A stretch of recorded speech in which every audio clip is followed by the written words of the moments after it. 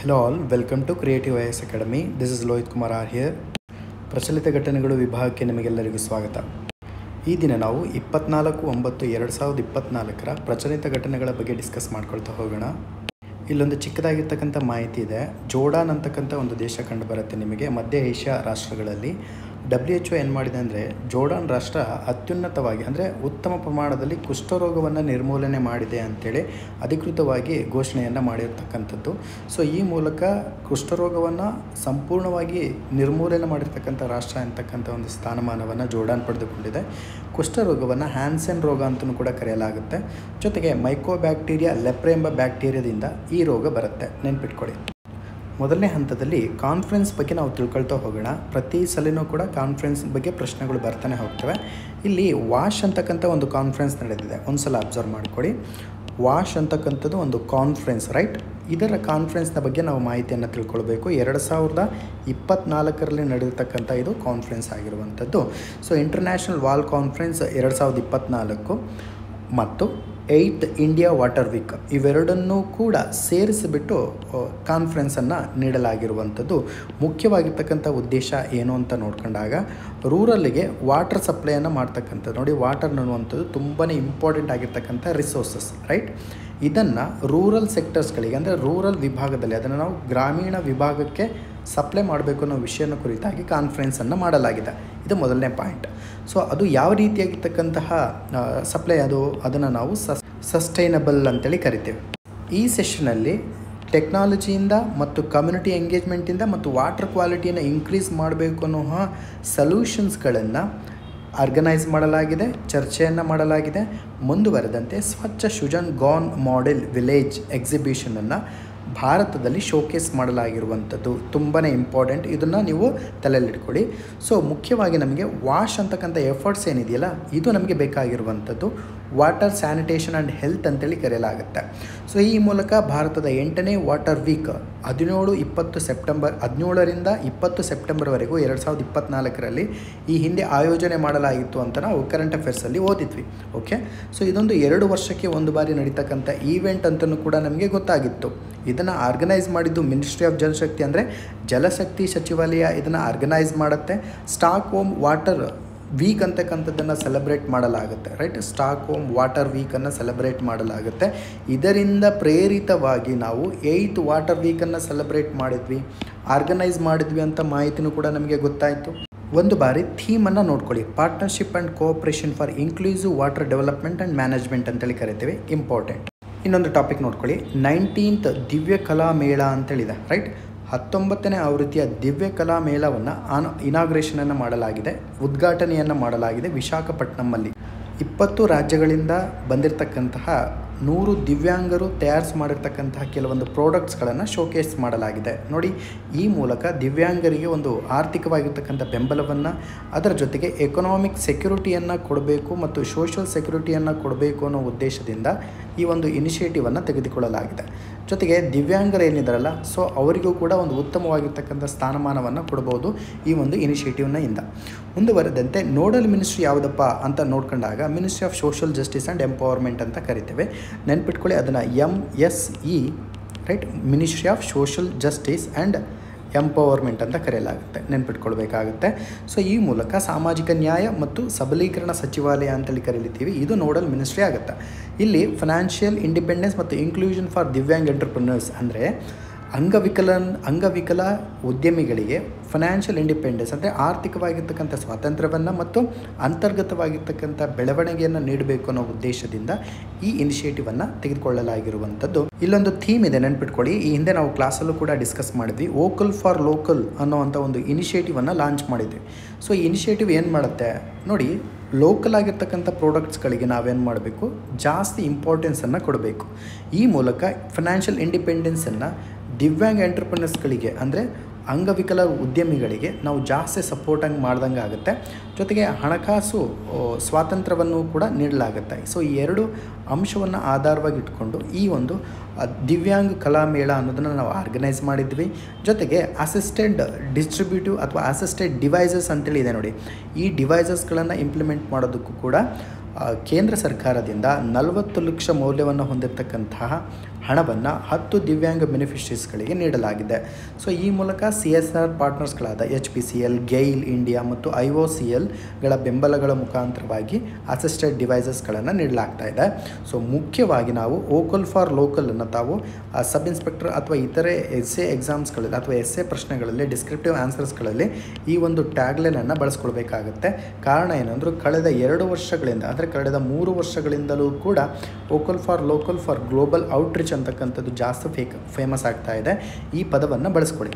ಮುಂದಿನ ಟಾಪಿಕನ್ನು ನೋಡ್ಕೊಳ್ಳೋಣ. Glasgow host 2026 Commonwealth games ಅಂತೇಳಿ ಕರೀತೆ, ರೈಟ್. ಕಾಮನ್ವೆಲ್ತ್ ಗೇಮ್ಸ್ ತುಂಬಾ ಇಂಪಾರ್ಟೆಂಟ್ ಆಗಿರ್ತಕ್ಕಂಥದ್ದು. ಇದನ್ನು ಹೋಸ್ಟ್ ಮಾಡ್ತಾ ಇರ್ತಕ್ಕಂತಹ ರಾಷ್ಟ್ರ ಯಾವುದು ಅಂತ ನೋಡ್ಕೊಂಡಂತ ಅಥವಾ ಪ್ಲೇಸ್ ಯಾವುದು ಅಂತ ನೋಡ್ಕೊಂಡಾಗ ಗ್ಲಾಸ್ಗೋ ಅನ್ನು ನಾವು ತಿಳ್ಕೊಳ್ಬೇಕಾಗತ್ತೆ. ಕಳೆದ 10 ವರ್ಷಗಳ ಹಿಂದೆ ಇದೇ ಪ್ಲೇಸಲ್ಲಿ ನಡೆಯಲಾಗಿತ್ತು. ಎಗೇನ್ 2026 ಕೂಡ ಇದೇ ಪ್ಲೇಸಲ್ಲಿ ನಡೆಯಲಾಗ್ತಾ ಇದೆ. ಎಗೇನ್ ಕೆಲವೊಂದು ಸ್ಪೋರ್ಟ್ಸ್ಗಳನ್ನು ಏನು ಮಾಡಲಾಗ್ತಾ ಇದೆ, ಡ್ರಾಪ್ ಮಾಡಲಾಗ್ತಾ ಇದೆ. ಕಾರಣ ಏನು ಅಂದರೆ ಕಾಮನ್ವೆಲ್ತ್ ಗೇಮ್ ಫೆಡರೇಷನ್ ಏನು ಡಿಸೈಡ್ ಮಾಡಿದಿಲ್ಲ, ಕೆಲವೊಂದು ಕಾಸ್ಟ್ಗಳನ್ನು ರೆಡ್ಯೂಸ್ ಮಾಡೋದಕ್ಕೋಸ್ಕರ. ಎಗೇನ್ ವೈ ಗ್ಲಾಸ್ಗೋ ಅಂತಲೇ ಪ್ರಶ್ನೆಯನ್ನು ಕೇಳಿದ್ದಾರೆ. Australian state of Victoria, right, Australian state of Victoria abruptly withdrew the host of 2026 game. 2026ರಲ್ಲಿ ಏನು ಗೇಮ್ ನಡೀತಾ ಇತ್ತು ಆಸ್ಟ್ರೇಲಿಯಾದಲ್ಲಿ, ಆ ಆಸ್ಟ್ರೇಲಿಯಾದ ವಿಕ್ಟೋರಿಯಾದ ಒಂದು ಪ್ಲೇಸ್ ಏನಿದೆಯಲ್ಲ 2024ರ ಗೇಮ್ಸ್ಗಳನ್ನು ಹೋಸ್ಟ್ ಮಾಡೋದರ ಒಂದು ವಿಭಾಗದ ಅಡಿಯಲ್ಲಿ ವಿತ್ಡ್ರಾ ಮಾಡಿಕೊಂಡಿದೆ. ಸೊ ಇದರ ಒಂದು ಕಾರಣದಿಂದ ಗ್ಲಾಸ್ಗೋದಲ್ಲಿ 2026ರಲ್ಲಿ ನಡೀತಕ್ಕಂಥ ಕಾಮನ್ವೆಲ್ತ್ ಗೇಮ್ಸು ನಡೆಯಲಿದೆ, ರೈಟ್. ನೆಕ್ಸ್ಟು CGF ಅಂದರೆ ಏನು? ಕಾಮನ್ವೆಲ್ತ್ ಗೇಮ್ಸ್ ಫೆಡರೇಷನ್ ಅಂತೇಳಿ ಕರೀತೀವಿ. ಇದೊಂದು ಅಸೋಸಿಯೇಟೆಡ್ ಆರ್ಗನೈಸೇಷನ್ ಆಫ್ ದ ಕಾಮನ್ವೆಲ್ತ್ನ ಒಂದು ಅಸೋಸಿಯೇಟೆಡ್ ಆರ್ಗನೈಸೇಷನ್ ಅಂತಲೂ ಕೂಡ ಹೇಳ್ಬೋದು. ಫಸ್ಟ್ ಆಫ್ ಆಲು ಈ ಕಾಮನ್ವೆಲ್ತ್ ಗೇಮ್ ಅಂತಕ್ಕಂಥದ್ದು ಅಥವಾ ಕಾಮನ್ವೆಲ್ತ್ ನೇಷನ್ ಅಂತ ಕರಿತೀವಿ. ಕಾರಣ ಏನು, ಇದಕ್ಕೆ ಏನಕ್ಕೆ ನಾವು ಕಾಮನ್ವೆಲ್ತ್ ನೇಷನ್ ಅಂತೇಳಿ ಕರಿತೇವೆ? ಕಾಮೆಂಟ್ ಸೆಕ್ಷನಲ್ಲಿ ತಿಳಿಸ್ತೀರಾ? ಅಗೇನ್ CGF ಬಗ್ಗೆ ನಾವು ತಿಳ್ಕೊಳ್ಳೋದಾದರೆ ಹೆಚ್ಚಿನ ಮಾಹಿತಿ, ಇದೊಂದು ರೆಸ್ಪಾನ್ಸಿಬಲ್ ಆಗಿರ್ತಕ್ಕಂಥ ಆರ್ಗನೈಸೇಷನ್. ಕಾರಣ ಏನು ಅಂದರೆ ಕಾಮನ್ವೆಲ್ತ್ ಗೇಮ್ಸ್ಗಳನ್ನು ರೆಸ್ಪಾನ್ಸಿಬಿಲಿಟಿಯನ್ನು ತೆಗೆದುಕೊಳ್ಳುತ್ತೆ, ಡೈರೆಕ್ಷನನ್ನು ತೆಗೆದುಕೊಳ್ಳುತ್ತೆ ಮತ್ತು ಕಂಟ್ರೋಲನ್ನು ಕೂಡ ಮಾಡಲಾಗುತ್ತೆ. ಸೊ ಕಾಮನ್ವೆಲ್ತ್ ಗೇಮ್ಸ್ ಅನ್ನತಕ್ಕಂಥದ್ದು ಒಂದು ವಿಶಿಷ್ಟವಾಗಿರ್ತಕ್ಕಂಥ ವಿಶ್ವಮಟ್ಟದ ಬಹು ಕ್ರೀಡಾ ಈವೆಂಟ್ ಆಗಿದೆ. ಇದನ್ನು ಪ್ರತಿ 4 ವರ್ಷಕ್ಕೆ ಒಂದು ಬಾರಿ ನೆನ್ಪಿಟ್ಕೊಳ್ಬೇಕು. ಒಲಿಂಪಿಕ್ಸನ್ನು ಕೂಡ ನಾವು 4 ವರ್ಷಕ್ಕೆ ಒಂದು ಬಾರಿ ಆರ್ಗನೈಸ್ ಮಾಡ್ತೀವಿ. Just like that one Commonwealth games ಏನಿದೆಯಲ್ಲ ಇದನ್ನು ಕೂಡ 4 ವರ್ಷಕ್ಕೆ ಒಂದು ಬಾರಿ ಆರ್ಗನೈಸ್ ಮಾಡಲಾಗುತ್ತೆ ಕಾಮನ್ವೆಲ್ತ್ ಗೇಮ್ ಫೆಡರೇಷನ್ ಕಡೆಯಿಂದ ಅಥವಾ ಅದರ ವತಿಯಿಂದ. ಇದನ್ನು ನಾವು ಫ್ರೆಂಡ್ಲಿ ಗೇಮ್ಸ್ ಅಂತಲೂ ಕೂಡ ಕರೆಯಲಾಗುತ್ತೆ. ಕಾಮನ್ ಆಗಿ ಇದನ್ನು ಫ್ರೆಂಡ್ಲಿ ಗೇಮ್ಸ್ ಅಂತಲೂ ಕೂಡ ಕರೀತಾರೆ. ಮುಂದುವರೆದಂತೆ ಕೇವಲ 2 ಏಷ್ಯನ್ ಸಿಟೀಸ್ಗಳು ಮಾತ್ರ ಕಾಮನ್ವೆಲ್ತ್ಗಳನ್ನ ಹೋಸ್ಟ್ ಮಾಡಿದೆ. ಒಂದು ಕೋಲಾಲಂಪುರ್ನಲ್ಲಿ ಬರ್ತಕ್ಕಂಥ ಮಲೇಷಿಯಾ, ಇನ್ನೊಂದು ಡೆಲ್ಲಿ 2010ರಲ್ಲಿ. ಮಲೇಷ್ಯಾದಲ್ಲಿ ಬರ್ತಕ್ಕಂತಹ ಕೋಲಾಲಂಪುರ್ನಲ್ಲಿ 1998ರಲ್ಲಿ ಹೋಸ್ಟ್ ಮಾಡಲಾಗಿತ್ತು. ನೆನ್ಪಿಟ್ಕೊಳ್ಳಿ, Commonwealth game is very very important. Next appointment ಅಥವಾ ನೇಮಕಾತಿಗಳ ಬಗ್ಗೆ ನಾವು ನೋಡ್ಕೊಳ್ತಾ ಹೋಗೋಣ. ಮನು ಭಾಕರ್ ಏನಿದಾರಲ್ಲ ಅವರು ಇದೊಂದು ಅಂಬಾಸಿಡರ್ ಆಗಿ ಅಂದರೆ ರಾಯಭಾರಿಯಾಗಿ ಅಪಾಯಿಂಟ್ ಆಗಿದ್ದಾರೆ ಫಾರ್ ಮಿನಿಸ್ಟ್ರಿ ಆಫ್ ಪೋರ್ಟ್ಸ್ ಅಂತಕ್ಕಂಥದ್ದು, ರೈಟ್. ಮಿನಿಸ್ಟ್ರಿ ಆಫ್ ಪೋರ್ಟ್ಸ್ ಅಂದ ತಕ್ಷಣ ನೀವು ಯಾವ್ದು ನೆನ್ಪಿಟ್ಕೊಳ್ಬೇಕು? ಬಂದರು ಸಚಿವಾಲಯ ಅಂತೇಳಿ ತಾವು ನೆನ್ಪಿಟ್ಕೊಳ್ಬೇಕಾಗುತ್ತೆ, ರೈಟ್. ಬಂದರು ಸಚಿವಾಲಯದ ಒಂದು ರಾಯಭಾರಿಯಾಗಿ ಅಪಾಯಿಂಟ್ ಆಗಿದ್ದಾರೆ. ಮುಂದುವರೆದಂತೆ ಇಂಡಿಯಾಸ್ ಮಿನಿಸ್ಟ್ರಿ ಆಫ್ ಪೋರ್ಟ್ಸ್ ಏನಿದೆಯಲ್ಲ, ಶಿಪ್ಪಿಂಗ್, ಪೋರ್ಟ್ಸ್ ಆ್ಯಂಡ್ ವಾಟರ್ವೇಸ್ ಅಂತೇಳಿ ಕರಿತೇವೆ. ಈ ಸಚಿವಾಲಯಕ್ಕೆ ಮನು ಭಾಕರ್ ಅವರು ಏನಾಗಿ ಅಪಾಯಿಂಟ್ ಆಗಿದ್ದಾರೆ ಅಂದರೆ ಅಂಬಾಸಿಡರ್ ಆಗಿ ಅಪಾಯಿಂಟ್ ಆಗಿದ್ದಾರೆ. ಇವರು ಇತ್ತೀಚೆಗೆ ನಡೆದಿರ್ತಕ್ಕಂಥ ಪ್ಯಾರಿಸ್ ಒಲಿಂಪಿಕ್ಸ್ನಲ್ಲಿ 2 ಮೆಡಲನ್ನು ಪಡೆದುಕೊಂಡಿರ್ತಕ್ಕಂಥ ಕ್ರೀಡಾಪಟು ಆಗಿದ್ದಾರೆ. ಇವರು ಬ್ರ್ಯಾಂಡ್ ಅಂಬಾಸಿಡರ್ ಆಗಿ ಅಪಾಯಿಂಟ್ ಆಗಿದ್ದಾರೆ. ನಾರಿಶಕ್ತಿ ಮೆರೈನ್ ನೋಡಿ, ಇದು jointly organised by Chennai port authority ಅಂದರೆ ಚೆನ್ನೈ ಪೋರ್ಟ್ ಪ್ರಾಧಿಕಾರ ಮತ್ತು ಕಾಮರಾಜ್ ಪೋರ್ಟ್ ಪ್ರಾಧಿಕಾರ ಏನಿದೆಯಲ್ಲ ಇವೆರಡು ಅಥಾರಿಟಿಗಳು ಸೇರಿಕೊಂಡು ಆರ್ಗನೈಸ್ ಮಾಡಿರ್ತಕ್ಕಂತಹ 4ನೇ organising Nari Shakti for the development of the nation. ಅಂದರೆ ಇದೊಂದು ಈವೆಂಟ್ ಆಗಿದೆ ನೋಡಿ. Chennai port authority, Kamaraj port authority ಇಬ್ಬರೂ ಸೇರಿಕೊಂಡು ಒಂದು ಈವೆಂಟನ್ನು ಆರ್ಗನೈಸ್ ಮಾಡಿದ್ದಾರೆ. ಅದನ್ನು international cruise terminal in Chennai ಅಂತ ಕರಿತೀವಿ. ಆ ಪ್ಲೇಸಲ್ಲಿ ಆರ್ಗನೈಸ್ ಮಾಡಿರುವಂಥದ್ದು ಇದನ್ನು ನಾರಿ ಶಕ್ತಿ ಮರೈನ್ ಅಂತೇಳಿ ಕರೆಯಲಾಗುತ್ತೆ. ನೆನ್ಪಿಟ್ಕೊಳ್ಳಿ, ತುಂಬಾ ಇಂಪಾರ್ಟೆಂಟ್. ಮುಂದುವರೆದಂತೆ ನಾವು ಮನು ಭಾಕರ್ ಅವರ ಬಗ್ಗೆ ನೋಡ್ಕೊಳ್ತಾ ಹೋಗೋಣ. ಮನು ಭಾಕರ್ ಅವರು ಇಂಡಿಯನ್ ಸ್ಪೋರ್ಟ್ಸ್ ಶೂಟರ್. ಇವರು 2 ಮೆಡಲ್ಗಳನ್ನು ಒಲಿಂಪಿಕ್ಸ್ ವಿಭಾಗದಲ್ಲಿ 2 ಮೆಡಲ್ಸ್ಗಳನ್ನು ಪಡೆದುಕೊಂಡಿದ್ದಾರೆ. ಜೊತೆಗೆ ವರ್ಲ್ಡ್ ಚಾಂಪಿಯನ್ ಕೂಡ ಆಗಿದ್ದಾರೆ. 19 ಮೆಡಲ್ಸ್ಗಳನ್ನು ವರ್ಲ್ಡ್ ಕಪ್ಪಲ್ಲಿ ಪಡೆದುಕೊಂಡಿರುವಂಥದ್ದು. ನಂತರದಲ್ಲಿ 4 ಮೆಡಲ್ಸ್ಗಳನ್ನು ಏಷ್ಯನ್ ಚಾಂಪಿಯನ್ಶಿಪ್ಪಲ್ಲಿ ಪಡೆದುಕೊಂಡಿದ್ದಾರೆ. ನೋಡಿ, ಇವರು ಗೋಲ್ಡ್ ಕಾಮನ್ವೆಲ್ತ್ ಆ್ಯಂಡ್ ಏಷ್ಯನ್ ಗೇಮ್ಸ್ಗಳಲ್ಲಿ ಗೋಲ್ಡನ್ನು ಪಡೆದಿದ್ದಾರೆ. 2 ಕಂಚಿನ ಪದಕವನ್ನು 2024ರ ಪ್ಯಾರಿಸ್ ಒಲಿಂಪಿಕ್ಸ್ನಲ್ಲಿ ಪಡೆದುಕೊಂಡಿದ್ದಾರೆ. ಇವರು first Indian women to Olympic shooting ಮೆಡಲನ್ನು ಅಂದರೆ ಒಲಿಂಪಿಕ್ ವಿಭಾಗದಲ್ಲಿ ಶೂಟಿಂಗ್ ವಿಭಾಗದಲ್ಲಿ ಪದಕವನ್ನು ಪಡೆದಿರ್ತಕ್ಕಂತಹ ಮೊಟ್ಟ ಮೊದಲ ಮಹಿಳೆಯಾಗಿದ್ದಾರೆ. ನೆನ್ಪಿಟ್ಕೊಳ್ಬೇಕು, ಇಂಪಾರ್ಟೆಂಟ್. ಈ ರೀತಿಯಾಗಿರ್ತಕ್ಕಂಥ ಪ್ರಶ್ನೆಯನ್ನು ಕೇಳ್ತಾನೆ. ಹೊಸದಾಗಿ NCB ಡೈರೆಕ್ಟರ್ ಜನರಲ್ ಅವರು ಅಪಾಯಿಂಟ್ ಆಗಿದ್ದಾರೆ. ನೆನ್ಪಿಟ್ಕೊಳ್ವಿ, ಏನು NCB ಅಂದರೆ ನಾರ್ಕೋಟಿಕ್ಸ್ ಕಂಟ್ರೋಲ್ ಬ್ಯೂರೋ ಅಂತೇಳಿ ಕರಿತೀವಿ. ಇವರು 1993ರ IPS ಅಧಿಕಾರಿ, ಅಂದರೆ 1993ನೇ ಬ್ಯಾಚಿನ IPS ಅಧಿಕಾರಿಯಾಗಿ ಅಪಾಯಿಂಟ್ ಆಗಿದ್ದಾರೆ. ನೋಡಿ, ಅನುರಾಗ್ ಘಾರ್ಗ್ ಅಂತೇಳಿ ಕರಿತೀವಿ. ಅವ್ರ ಹೆಸರೇನು? ಅನುರಾಗ್ ಘಾರ್ಗ್. NCB ಅಂದ್ರೇನು? ನಾರ್ಕೋಟಿಕ್ಸ್ ಕಂಟ್ರೋಲ್ ಬ್ಯೂರೋ ಅಂತೇಳಿ ಕರೆಯಲಾಗುತ್ತೆ. ಇವರು ಹಿಮಾಚಲ್ ಪ್ರದೇಶದ ಕ್ಯಾಡರ್ನ ಅಧಿಕಾರಿಯಾಗಿದ್ದಾರೆ. ಇವರು ಡೈರೆಕ್ಟರ್ ಜನರಲ್ ಆಗಿ ನೇಮಕವನ್ನು ಪಡೆದುಕೊಂಡಿದ್ದಾರೆ. ನೋಡಿ, ಇಲ್ಲೊಂದು ಆ್ಯಕ್ಟ್ನ ಬಗ್ಗೆ ಮಾಹಿತಿಯನ್ನು ಕೊಡಲಾಗಿದೆ. ಒಂದು ಬಾರಿ ಗ್ಲಾನ್ಸ್ ಮಾಡ್ಕೊಳ್ಳಿ. ಪ್ರಾಪರ್ಟಿ ಡ್ಯಾಮೇಜ್ ರಿಕವರಿ ಆ್ಯಕ್ಟ್ ಅಂತೇಳಿದೆ. ಪುಷ್ಕರ್ ಸಿಂಗ್ ಧಾಮಿ ಅವರು ಈ ಒಂದು ಆ್ಯಕ್ಟಿಗೆ ಸಂಬಂಧಪಟ್ಟಂತೆ ಗ್ರ್ಯಾಟಿಟ್ಯೂಡನ್ನು ಎಕ್ಸ್ಪ್ರೆಸ್ ಮಾಡಿದ್ದಾರೆ. Uttarakhand public government and private property damage recovery ordinance act 2004ಗೆ ಸಂಬಂಧಪಟ್ಟಿರ್ತಕ್ಕಂಥ ಕಂಪ್ಲೀಟ್ ಆಗಿರ್ತಕ್ಕಂಥ ಒಂದು ಆ್ಯಕ್ಟ್ನ ಬಗ್ಗೆ ಮಾಹಿತಿಯನ್ನು ಕೊಡಲಾಗಿದೆ. ಒಂದು ಬಾರಿ ಗ್ಲಾನ್ಸ್ ಮಾಡ್ಕೊಳ್ಳಿ. ಈ ಮೂಲಕ ರಯಟರ್ಸ್ಗಳಿಂದ ಡ್ಯಾಮೇಜಸ್ಗಳು ಏನಾಗ್ತಾವಲ್ಲ, ಕಾಂಪ್ರಹೆನ್ಸಿವ್ ಫ್ರೇಮ್ವರ್ಕನ್ನು ಅದಕ್ಕೆ ಜಾರಿ ಮಾಡಲಾಗಿರುವಂಥದ್ದು.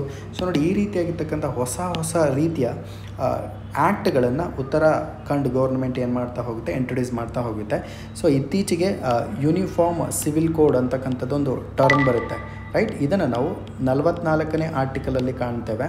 ಯೂನಿಫಾರ್ಮ್ ಸಿವಿಲ್ ಕೋಡ್ ಅಂದರೆ ಏನು ಅನ್ನೋದನ್ನು ದಯವಿಟ್ಟು ಕಾಮೆಂಟ್ ಸೆಕ್ಷನ್ ಮುಖಾಂತರವಾಗಿ ತಿಳಿಸ್ತೀರಿ. ಮುಂದುವರೆದಂತೆ world first AI powered trade licence service important ಆಗಿರುವಂಥದ್ದು. ಸೊ ಇದನ್ನು 2024ರಲ್ಲಿ world's first AI powered trade licence ಸರ್ವಿಸನ್ನು ಇಲ್ಲಿ ಲಾಂಚ್ ಮಾಡಲಾಗಿದೆ. ನೆನ್ಪಿಟ್ಕೊಳ್ಳಿ. ಇಲ್ಲಿ ನೋಡಿ, ಶಾರ್ಜಾ ಇನ್ವೆಸ್ಟ್ಮೆಂಟ್ ಫೋರಮ್ ಅಂತ ಹೇಳಿದಿಲ್ಲ, ಅಂದರೆ 2024ರಲ್ಲಿ ಶಾರ್ಜಾ ಇನ್ವೆಸ್ಟ್ಮೆಂಟ್ ಫೋರಮ್ ಅಂತೇನು ಆರ್ಗನೈಸ್ ಮಾಡಲಾಗ್ತಾ ಇದೆಯಲ್ಲ. ಸೊ ಇಲ್ಲಿ 2024ರಲ್ಲಿ ಶಾರ್ಜಾ ಇನ್ವೆಸ್ಟ್ಮೆಂಟ್ ಫೋರಮ್ನಲ್ಲಿ ನಡೆದಿರುವಂತಹ 2024ರಲ್ಲಿ ನಡೆದಕ್ಕಂಥ ಈ ಒಂದು ಫೋರಮ್ ಸಕ್ಸಸ್ಫುಲ್ಲಾಗಿ world first AI powered trade licence ಸರ್ವಿಸನ್ನು ನೀಡಲಾಗ್ತಾ ಇದೆ ಅಂತೇಳಿ AI Jawahar reception and convention ಸೆಂಟರ್ನಲ್ಲಿ ಅಫಿಷಿಯಲ್ ಆಗಿ ಲಾಂಚ್ ಮಾಡಲಾಗಿರುವಂಥದ್ದು. ಇದು ಬೇಸಿಕ್ ಆಗಿರುವಂಥದ್ದು. ನೋಡಿ, ಇಲ್ಲಿ ಇಂಟರ್ನ್ಯಾಷನಲ್ ರಿಲೇಷನ್ಶಿಪ್ಗೆ ಸಂಬಂಧಪಟ್ಟಂತೆ ಪ್ರಶ್ನೆಗಳು ಬರ್ತಾ ಹೋಗ್ತವೆ. ನೀವಿಷ್ಟು ನೆನ್ಪಿಟ್ಕೊಳ್ಳಿ. World's first AI powered trade licence ಸರ್ವಿಸನ್ನು ಇತ್ತೀಚೆಗೆ ಎಲ್ಲಿ ಲಾಂಚ್ ಮಾಡಲಾಯಿತು ಅಂತ ಪ್ರಶ್ನೆ ಕೇಳಿದಾಗ ಶಾರ್ಜಾ ಇನ್ವೆಸ್ಟ್ಮೆಂಟ್ ಫೋರಮ್ 2024. ಇಷ್ಟು ನೆನ್ಪಿಟ್ಕೊಳ್ಳಿ. ಅರ್ಥ ಆಗ್ತಿದೆಯಾ? ಇದು ಗ್ಲೋಬಲ್ ಬಿಸ್ನೆಸ್ ಮತ್ತು ಟೆಕ್ನಾಲಜಿಗೆ ಸಂಬಂಧಪಟ್ಟಿರ್ತಕ್ಕಂಥ ಒಂದು ಸಿಗ್ನಿಫಿಕೆಂಟ್ ಮೈಲ್ ಸ್ಟೋನ್, ಅಂದರೆ ಮೈಲುಗಲ್ಲು ಕೂಡ ಆಗ್ತಾ ಹೋಗುತ್ತೆ. ಸಫಾಯಿ ಮಿತ್ರ ಸಮ್ಮೇಳನ ಇನ್ ಉಜ್ಜಯಿನ್ ಅಂತೇಳಿದೆ. ನೋಡಿ, ಉಜ್ಜಯಿನ್ ಅಂತಕ್ಕಂಥ ಪ್ಲೇಸಲ್ಲಿ ಸಫಾಯಿ ಮೇಳ ಸಮ್ಮೇಳನ ನಡೀತಿದೆ. ಇದು ಮೊದಲನೇ ಪಾಯಿಂಟ್. ಇದನ್ನು ಯಾರು ಆರ್ಗನೈಸ್ ಮಾಡಿದ್ರು ಅಥವಾ ಯಾರು ಉದ್ಘಾಟನೆಯನ್ನು ಮಾಡಿದ್ರು ಅಂತ ನೋಡ್ಕೊಂಡಾಗ ಆಬ್ಸಲ್ಯೂಟ್ಲಿ ಮಧ್ಯಪ್ರದೇಶದಲ್ಲಿದೆ ಉಜ್ಜಯಿನ್. ಇದನ್ನು ಅಟೆಂಡ್ ಮಾಡಿರುವಂಥವರು ದ್ರೌಪದಿ ಮುರ್ಮು. ಎರಡನೇ ಪಾಯಿಂಟ್ ಆಗುತ್ತೆ. ಸಫಾಯಿ ಮಿತ್ರ ಸಮ್ಮೇಳನ ಇದನ್ನು ಆರ್ಗನೈಸ್ ಮಾಡಿರುವಂಥದ್ದು ಸ್ವಚ್ಛತಾ ಹೈ ಸೇವಾ 2024ರ ಕ್ಯಾಂಪೇನ್ ಏನು ಲಾಂಚ್ ಮಾಡಲಾಗ್ತಾ ಇದೆಯಲ್ಲ ದೇಶದಾದ್ಯಂತ, ಅದು ಆರ್ಗನೈಸ್ ಮಾಡಿದೆ. ಅದಕ್ಕೆ ಸಹಾಯಕವನ್ನು ನೀಡ್ತಕ್ಕಂಥದ್ದು ಅಥವಾ ಬೆಂಬಲವನ್ನು ನೀಡಿರ್ತಕ್ಕಂಥದ್ದು ಭಾರತ ಸರ್ಕಾರ. ಈ ವರ್ಷದ ಒಂದು ಮುಖ್ಯವಾದ ಥೇಮ್ ಏನಂತ ನೋಡ್ಕೊಂಡಾಗ facilitating and honouring sanitation works. ಅರ್ಥ ಆಗ್ತಿದೆಯಾ ನಿಮಗೆ? ನೈರ್ಮಲ್ಯ ಕೆಲಸಗಾರರಿಗೆ ಗೌರವವನ್ನು ನೀಡಬೇಕು, ಅವರ ಸೌಲಭ್ಯವನ್ನು ನೀಡಬೇಕು ಅನ್ನೋ ಉದ್ದೇಶವನ್ನು ಇಟ್ಕೊಂಡಲಾಗಿದೆ. ಸಫಾಯಿ ಮಿತ್ರ ಕಾಂಟ್ರಿಬ್ಯೂಷನ್ ಸ್ವಚ್ಛ ಭಾರತ್ ಮಿಷನ್ ಅಂತ ಕರಿತೀವಿ. ಅಂದರೆ SBMನ ಅಡಿಯಲ್ಲಿ ಸ್ವಚ್ಛ ಭಾರತ್ ಸೇವೆಯನ್ನು ಮಾಡ್ತಾ ಇರ್ತಕ್ಕಂಥ ವರ್ಕರ್ಸ್ಗಳಿಗೆ ಗೌರವವನ್ನು ನೀಡಬೇಕು. ಇದರ ಜೊತೆಗೆ 2ನೇ ಎಡಿಷನ್ ಅಂದರೆ ಇನ್ಕ್ಲೂಸಿವ್ ಕಾಂಕ್ಲೇವ್ ಅಂತೇಳಿ ಕರಿತೀವಿ. ಅಂದರೆ ಇದೊಂದು ಸಮ್ಮೇಳನವಾಗಿದೆ. ಇನ್ಕ್ಲೂಸಿವ್ ಕಾಂಕ್ಲೇವ್ನ 2ನೇ ಎಡಿಷನ್ ಸಮ್ಮೇಳನವಾಗಿದೆ. ಆರ್ಗನೈಸ್ ಮಾಡಿರ್ತಕ್ಕಂತಹ ಸಂಸ್ಥೆ ಅಥವಾ minister of youth affairs and sports ಅಂತೇಳಿ ಕರಿತೀವಿ. ಮತ್ತು ಲೇಬರ್ ಆ್ಯಂಡ್ ಎಂಪ್ಲಾಯ್ಮೆಂಟ್ ಮಿನಿಸ್ಟ್ರಿ ಅಂತ ಏನಿದೆಯಲ್ಲ, ಇವೆರಡೂ ಸೇರಿಕೊಂಡು ಇನಾಗ್ರೇಷನನ್ನು ಮಾಡಿದ್ದಾರೆ. 2nd edition of the inclusive conclave organised by the national anti doping agency ಅಥವಾ ನಾಡಾ ಅಂತೇಳಿ ಕರಿತೇವೆ. ನೆನ್ಪಿಟ್ಕೊಳ್ಳಿ. ಇದರ ಮುಖ್ಯವಾಗಿರ್ತಕ್ಕಂಥ ಗುರಿ ಏನು ಅಂತ ನೋಡ್ಕೊಂಡಾಗ ಇನ್ಕ್ಲೂಸಿವ್ ಆಗಿರ್ತಕ್ಕಂಥ ಲ್ಯಾಂಡ್ಸ್ಕೇಪ್ ಮತ್ತು ಆ್ಯಂಟಿ ಡೋಪಿಂಗ್ ಎಫರ್ಟ್ಸ್ಗಳು, ಜೊತೆಗೆ ಡೈವರ್ಸಿಟಿ ಆಕ್ಸೆಸಿಬಿಲಿಟಿಯನ್ನು ಇಂಪ್ರೂವ್ಮೆಂಟ್ ಮಾಡುವಂಥದ್ದು, ಜೊತೆಗೆ ಅಥ್ಲೆಟ್ ರೈಟ್ಸ್ಗಳನ್ನು ಅಥವಾ ಅಥ್ಲೆಟ್ಸ್ಗಳ ಹಕ್ಕುಗಳನ್ನು ಏನು ಮಾಡುವಂಥದ್ದು, ಡೆವಲಪ್ಮೆಂಟ್ ಮಾಡ್ತಕ್ಕಂಥದ್ದು ಅಥವಾ ಅದನ್ನು ಪ್ರೊಟೆಕ್ಷನ್ ಮಾಡುವಂಥದ್ದು, ಇವೆಲ್ಲವನ್ನು ಕೂಡ ಮುಖ್ಯವಾಗಿ ಉದ್ದೇಶವನ್ನು ಹೊಂದಿದೆ. ನಾಡ ಬಗ್ಗೆ ಮಾಹಿತಿ ತಿಳ್ಕೊಳ್ಳಿ. ಇದನ್ನು ಮಿನಿಸ್ಟ್ರಿ ಆಫ್ ಯೂತ್ ಅಫೇರ್ಸ್ ಅಂದರೆ ಯುವ ಕಲ್ಯಾಣ ಮತ್ತು ಕ್ರೀಡಾ ಸಚಿವಾಲಯ 2009ರಲ್ಲಿ ಜಾರಿ ಮಾಡಲಾಗಿರುವಂಥದ್ದು. India's national anti doping agency operate ಈ ಒಂದು ನಾಡಾದ ಒಂದು ಪ್ರಮುಖವಾಗಿರ್ತಕ್ಕಂಥ ಎಂಟಿಟಿಯಾಗಿ ಅಥವಾ ಸಂಸ್ಥೆಯಾಗಿ ಕೆಲಸ ಮಾಡ್ತಾ ಹೋಗುತ್ತೆ. ನಾಡ ಅರ್ಥ ಆಗ್ತಿದ್ದೀನಿ ನಿಮಗೆ. ವಾಡಾ ಅಂತಕ್ಕಂಥದ್ದು ವರ್ಲ್ಡ್ ಆ್ಯಂಟಿ ಡೋಪಿಂಗ್ ಏಜೆನ್ಸಿ ಅಂತಲೂ ಕೂಡ ಬರುತ್ತೆ ವರ್ಲ್ಡ್ ಲೆವೆಲಲ್ಲಿ. ಅದಕ್ಕೆ ಸಹಾಯಕವಾಗಿ ಭಾರತದಲ್ಲಿ ನ್ಯಾಷನಲ್ ಆ್ಯಂಟಿ ಡೋಪಿಂಗ್ ಏಜೆನ್ಸಿಯನ್ನು ಸ್ಥಾಪನೆ ಮಾಡಿದ್ದೇವೆ. ಇದರ ಮುಖ್ಯವಾಗಿರ್ತಕ್ಕಂಥ ಗುರಿ ಏನು ಅಂತ ನೋಡ್ಕೊಂಡಾಗ ಆ್ಯಂಟಿ ಡೋಪಿಂಗ್ ಇನಿಷಿಯೇಟಿವ್ಸ್ ನೋಡಿ, ಆ್ಯಂಟಿ ಡೋಪಿಂಗ್ ಏಜೆನ್ಸಿ ಅಥವಾ ಆ್ಯಂಟಿ ಡೋಪಿಂಗ್ ಇನಿಷಿಯೇಟಿವ್ಸ್ಗಳನ್ನು ಬೆಂಬಲವನ್ನು ನೀಡ್ತಕ್ಕಂಥದ್ದು ಇದು ಭಾರತ ದೇಶದಲ್ಲಿ ಮಾತ್ರ ಅಲ್ಲ, ಭಾರತ ದೇಶದಿಂದ ಹೊರಗಡೆನೂ ಕೂಡ. ಜೊತೆಗೆ ಇಂಡಿಯನ್ ಸ್ಪೋರ್ಟ್ಸ್ ಮತ್ತು guaranteeing adherence to the world anti doping code. Yes, creative IAS ವತಿಯಿಂದ ಕರೆಂಟ್ ಅಫೇರ್ಸ್ ಈ ಕಾಪಿಯನ್ನು ನಿಮಗೆ ಮುಂದೆ ಬರ್ತಕ್ಕಂಥ ಎಲ್ಲ ಎಕ್ಸಾಮ್ಸ್ಗಳಿಗೂ ಅನುಕೂಲ ಆಗಬೇಕು ಅನ್ನೋ ಉದ್ದೇಶದಿಂದ ಮಂತ್ಲಿ ಕರೆಂಟ್ ಅಫೇರ್ಸ್ ಈ ಕಾಪಿಯನ್ನು ನಿಮಗೆ ಕೊಡ್ತಾ ಇದ್ದೇವೆ. ನೋಡಿ, ಕರೆಂಟ್ ಅಫೇರ್ಸ್ಗೆ ಸಂಬಂಧಪಟ್ಟಿರ್ತಕ್ಕಂಥ ಈ ಕಾಪಿ ನಿಮಗೆ ಬೇಕಾದಂತಹ ಸಂದರ್ಭದಲ್ಲಿ ಕ್ರಿಯೇಟಿವ್ IAS ಅಕಾಡೆಮಿ ಟೆಲಿಗ್ರಾಮ್ ಚಾನಲ್ನಲ್ಲಿ ಲಭ್ಯವಿರುತ್ತೆ. ಆಸಕ್ತಿ ಇದ್ದವರು ಪಡೆದುಕೊಳ್ಳಿ. ಮುಂದುವರೆದಂತೆ a poem on national war memorial and chapter on Veer Abdul Hamid included in curriculum of class 6th ಅಂತೇಳಿದೆ. ಒಂದು ನ್ಯಾಷನಲ್ ವಾರ್ ಮೆಮೋರಿಯಲ್ಗೆ ಸಂಬಂಧಪಟ್ಟಿರ್ತಕ್ಕಂಥ ಪೋಯಮನ್ನು ಇತ್ತೀಚೆಗೆ 6ನೇ ತರಗತಿ ಪುಸ್ತಕದಲ್ಲಿ ನ್ಯಾಷನಲ್ ವಾರ್ ಮೆಮೋರಿಯಲ್ಗೆ ಸಂಬಂಧಪಟ್ಟಂತೆ ಒಂದು ಪೋಯಮನ್ನು ರಚನೆ ಮಾಡಲಾಗಿದೆ. ಸೊ ಈ ಮೂಲಕ ಫಸ್ಟ್ ನೀವು ಅಬ್ದುಲ್ ಹಮೀದ್ ಅವ್ರ ಬಗ್ಗೆ ಮಾಹಿತಿಯನ್ನು ತಿಳ್ಕೊಳ್ಳಿ. ಅವ್ರ ಬಗ್ಗೆ ತಿಳ್ಕೊಂಡಾಗ ನೆಕ್ಸ್ಟ್ ನಿಮಗೆ ಗೊತ್ತಾಗ್ತಾ ಹೋಗುತ್ತೆ. ಸೊ ಇವರು 1965ರಲ್ಲಿ ಭಾರತ ಮತ್ತು ಪಾಕಿಸ್ತಾನ ಯುದ್ಧ ನಡೀತಲ್ಲ, ಆ ಸಂದರ್ಭದಲ್ಲಿ ತನ್ನ ಪ್ರಾಣವನ್ನು ನೀಡಿರ್ತಕ್ಕಂಥವ್ರು. ಇವರ ಕುರಿತಾಗಿ ಅಂದರೆ ಇದರ ಒಂದು ಸವಿನೆನಪಿಗೋಸ್ಕರ ನ್ಯಾಷನಲ್ ವಾರ್ ಮೆಮೋರಿಯಲಲ್ಲಿ ಇವರ ಒಂದು ಸ್ಫೂರ್ತಿಯನ್ನು, ಇವರಿಗೆ ಒಂದು ಅಪ್ರಿಷಿಯೇಷನನ್ನು ಕೊಡೋದಕ್ಕೋಸ್ಕರ ವಾರ್ ಮೆಮೋರಿಯಲನ್ನು ರಚನೆ ಮಾಡಲಾಗಿತ್ತು. ಇವರ ಕುರಿತ ಒಂದು ಪೊಯಮನ್ನು ಕೂಡ ರಚನೆ ಮಾಡಲಾಗಿದೆ. ಇದನ್ನು 6ನೇ ಸ್ಟ್ಯಾಂಡರ್ಡ್ ಅಂದರೆ 6th ಸ್ಟ್ಯಾಂಡರ್ಡಲ್ಲಿ ಆ್ಯಡ್ ಮಾಡಲಾಗಿದೆ. ಇದರ ಜೊತೆಗೆ ನ್ಯಾಷನಲ್ ವಾರ್ ಮೆಮೋರಿಯಲ್ ಬಗ್ಗೆ ಮಾಹಿತಿಯನ್ನು ತಿಳಿದುಕೊಳ್ಳೋಣ. ಇದನ್ನು 2019 ಫೆಬ್ರವರಿಯಲ್ಲಿ ಉದ್ಘಾಟನೆ ಮಾಡಲಾಗಿತ್ತು ಭಾರತದ ಪ್ರಧಾನಮಂತ್ರಿಯವರಿಂದ. ಸೊ ಇದು ಸುಮಾರು 40 ಎಕರೆ ಭೂಪ್ರದೇಶವನ್ನು ಹೊಂದಿರತಕ್ಕಂಥದ್ದು. ನಂತರದಲ್ಲಿ first country to receive WHO verification for eliminating leprosy ಅಂತೇಳಿದೆ. ಈ ಹಿಂದೆ ಇದನ್ನು ನಾವು ಆಲ್ರೆಡಿ ಡಿಸ್ಕಸ್ ಮಾಡಿದ್ದೇವೆ, ಒಂದು ಬಾರಿ ಗ್ಲಾನ್ಸ್ ಮಾಡಿಕೊಡಿ. ಇಲ್ಲೊಂದು ಚಿಕ್ಕದಾಗಿರ್ತಕ್ಕಂಥ ಅನೌನ್ಸ್ಮೆಂಟ್ ಇದೆ. ಯಾರೆಲ್ಲ KS ಮೇನ್ಸ್ಗೆ ತಯಾರಿಯನ್ನು ನಡೆಸ್ತಾ ಇದ್ರು, ನಿಮಗೆಲ್ಲ ಹೆಲ್ಪ್ಫುಲ್ ಆಗಬೇಕು ಅನ್ನೋ ಉದ್ದೇಶದಿಂದ KS ಮೇನ್ಸ್ಗೆ ಸಂಬಂಧಪಟ್ಟಿರ್ತಕ್ಕಂಥ ಒಂದು ಬುಕ್ಲೆಟನ್ನು ನಾವು ತಯಾರು ಮಾಡಿದ್ದೇವೆ. ಓಕೆ, ತಮಗೆ ಇಂಟ್ರೆಸ್ಟ್ ಇದ್ದಂತಹ ಸಂದರ್ಭದಲ್ಲಿ ಕೆಳಗೆ ಕಾಣ್ತಾ ಇರ್ತಕ್ಕಂಥ ನಂಬರ್ಗೆ ಕಾಲ್ ಮಾಡಿ ಮಾಹಿತಿಯನ್ನು ಪಡ್ಕೊಳ್ಳಿ. ಇದರಲ್ಲಿ ಕನ್ನಡ ಜೊತೆಗೆ ಇಂಗ್ಲೀಷ್, ಅದರ ಜೊತೆಗೆ ಎಸ್ಸೆಗೆ ಸಂಬಂಧಪಟ್ಟಿರ್ತಕ್ಕಂಥ ಕಂಪ್ಲೀಟ್ ಮಾಹಿತಿಯನ್ನು ನೀಡಲಾಗಿದೆ. ಪ್ರಿವಿಯಸ್ ಇಯರ್ ಕ್ವಶನ್ ಪೇಪರ್ಸ್ಗಳನ್ನು ಕೂಡ ಆ್ಯಡ್ ಮಾಡಲಾಗಿದೆ.